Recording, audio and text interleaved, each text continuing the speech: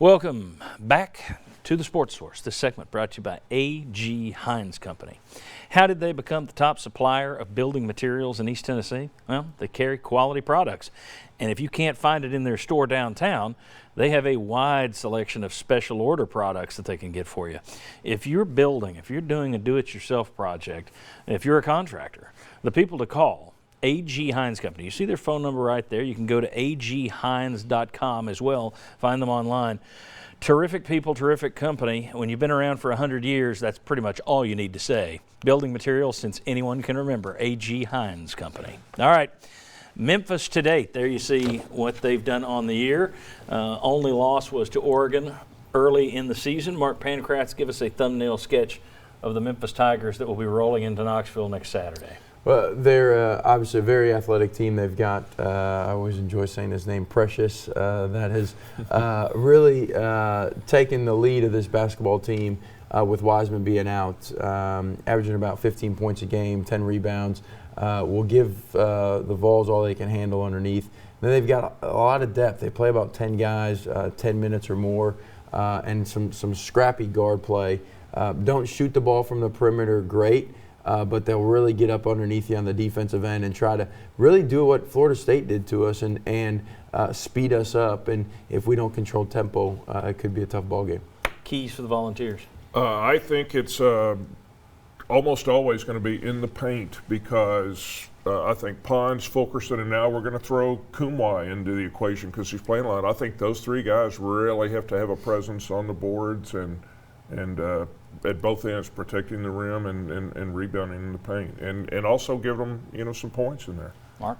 And I'll say the opposite. I'll say it is really on the perimeter.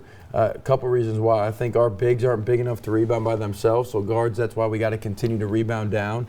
And then two, can we handle pressure? Have we learned to be able to handle little guys getting underneath us and staying in our offense? Memphis is going to run a lot of ball screens.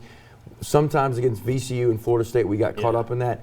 Our best offense is motion offense because we don't have guys that can play make and get other guys shots. So we got to stay within that offense.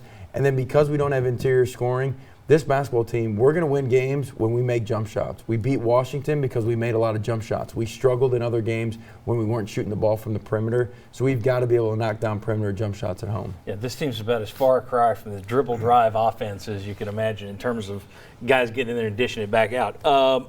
Let me ask you this, Mark. This figures to probably be a chippy game. It was chippy last year. You had Memphis guys. They were. I'm not big on crying about other teams and that kind of thing, but they were flopping all over the floor like an NBA team. Then you had the almost fisticuffs or whatever you want to call it. As a coach, how do you handle that much emotion? You don't want your guys getting too emotional and losing control. At the same time, I'm guessing you want to use some of that energy. How does a coach handle it going into a game where even the coaches probably don't like each other? How do you handle it? Well, I think from the coaching perspective on the emotion, it really looks at the leaders of your basketball team. Last year, guys like Grant Williams, Jordan Bone, Kyle Alexander, they didn't really get caught up, even Bowden, don't get caught up in the emotional highs and lows of the game. And so in emotional environments, our team has always been able to kind of just stay pat. Whereas Memphis, their players aren't like that. They get caught up in the emotion. Penny is like that. So I think with a real emotional game, I like the favor of our culture and our leadership as opposed to what Memphis has on their bench. You make a good point, though, that how veteran that team was last year. Mm-hmm. You do have some younger guys mixed in.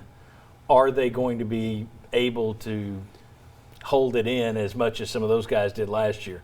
I mean, it's one thing to be 21 out there. It's another thing to be 18 and see some guys doing the Memphis thing. It'll just be interesting. They'll have to follow the leadership. And since you got younger guys out there, I want to see if they can. All right, Good job. When we come back, Ryan Callahan joins us.